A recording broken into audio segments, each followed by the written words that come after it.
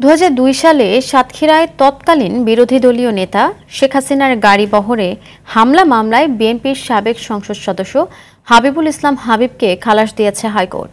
সকালে বিচারপতি মোহাম্মদ আলীর নেতৃত্বে 2 সদস্যের হাইকোর্ট বেঞ্চ এই রায় দেন।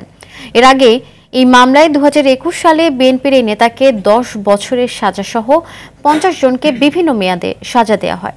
তার আইনজীবী বলেন, মামলা থেকে তাকে খালাস দেওয়ায় তিনি ন্যায় বিচার পেয়েছেন। বাকি আসামিরাও ন্যায় বিচার পাবেন বলে জানান তিনি।